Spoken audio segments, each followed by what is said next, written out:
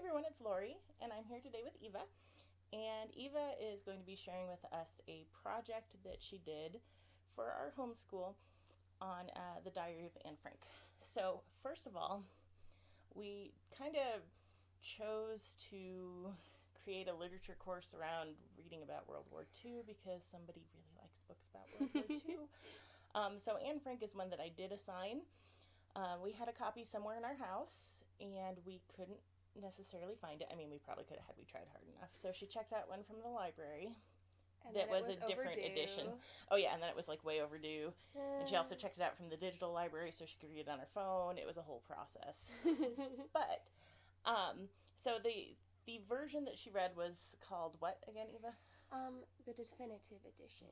So So, it had it added in. yeah, I mean, like, the original diary was because, Otto Frank, who originally, like, decided to publish Anne's diary, left out a lot of things because either they weren't appropriate, he thought, or it, um, Just was not something that necessarily needed to be shared. It is a teenage yes. girl's diary. Yeah, it is a teenage girl's diary, and she did, like, he thought it might, degrade the dead's memory just because she talked about, like, she didn't like her mom very much, and her mom didn't live through um, it. So Yeah. Okay. So that was the edition that Eva read, and part of our agreement was that she would do some sort of project. I'd be perfectly okay if everybody just wrote essays for everything, because I that's don't what I want would to do. write an essay for She doesn't like everything. essays. So what she ended up doing was creating a computery thing that I don't understand. So I'm gonna have Eva explain what it is that you're about to see. It's an animation made with an app on my phone called Flip-a-Clip, and I'm sure there are better ways to animate, because this you have to draw every frame or copy and paste every frame like I do all the time. And I think it ended up like I think at the beginning I ended up drawing like 28 frames, and then I copied and pasted them so that I ended up with like 1,400, something like that. Now I had a question. I was looking at it, and the background looks like crinkled up paper. Is that a background they auto supply? Yes, Okay. they you can choose from different backgrounds, and they have a whole selection of different types of paper looking one. So, Okay. And so Flip a Clip is something that we use because it's free. Um, I don't know what to buy in terms of animation stuff, so we just mostly stick with the free stuff that has been recommended by a variety of sources. Where did you hear about Flip a Clip? DIY, I think. Okay. So, um, that's kind of the technical behind this. Now, why did you choose to animate the section you chose to animate? Because you basically took a chunk of the book and made animations and a voiceover to go with it, right? So at first I thought I was going to like do an essay about how I mean, not an essay. I was still going to animate it, but I was going to have a discussion of how it related to events now. But I was like, that doesn't. It, the ideas I was having didn't really relate to the diary all that much. So I figured, and might as well do something different. Plus, it would have taken me forever.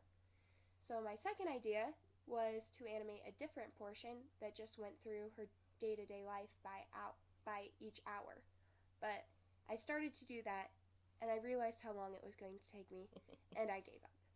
So instead, I changed to the short section about the different foods she ate, because she only had like one diary entry. Like, she didn't write about it very often. She might have written about it some other places a little bit, but she had one particular diary entry where she went through um, the types of food they had eaten over the years, what they were eating now, you know.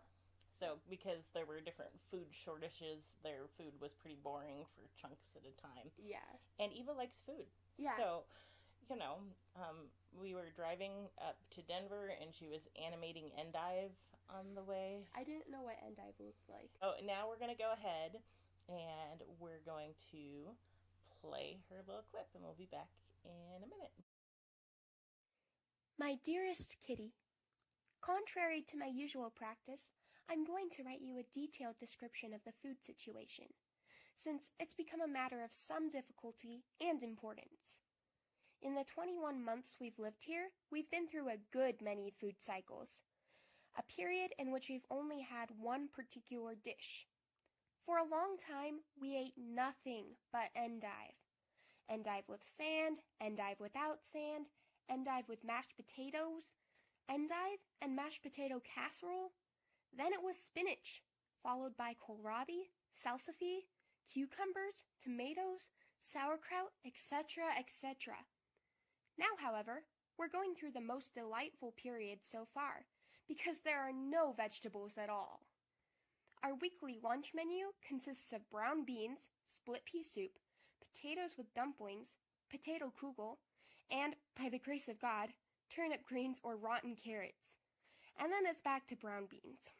Because of the bread shortage, we eat potatoes at every meal, starting with breakfast, but then we fry them a little.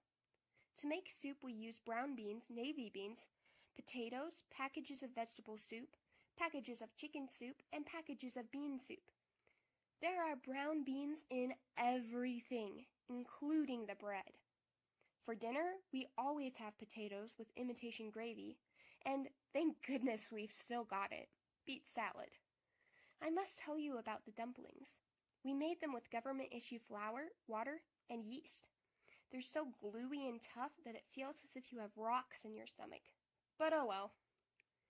The high point is our weekly slice of liverwurst and the jam on our unbuttered bread. But we're still alive, and much of the time, it still tastes good too. Yours, Anne M. Frank. That was Eva's kind of animation project about the food cycles in the Diary of Anne Frank. Do you have any final thoughts? Not really. Like, the only things I have to say are I might have mispronounced some foods, and I do know I said made instead of make, even though it read make in the diary, and I had it on the screen, but I said made. I don't know. So her voiceover wasn't perfect. Yes, my voiceover wasn't perfect. And then for some reason, apparently in the diary, she signed it Anne M. Frank, and I said that, but I found a picture of her signature, and it was just Anne Frank, so I just figured I'd do that instead.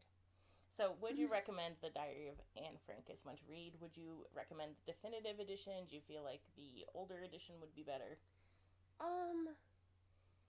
I would recommend reading the Diary of Anne Frank, but I don't think the definitive edition is really necessary or all that great, because there were some teenage girl stuff that I really didn't need to hear about. Thank you very much.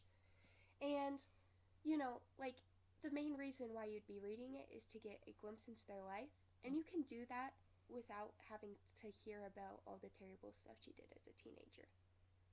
Okay. So that was Eva's project on Anne Frank. Probably throughout the school year, we'll have to be doing more of these, since somebody is averse to just writing an essay for mom and would much rather animate some vegetables. So we will see you in the next one. Thanks. Bye. Bye.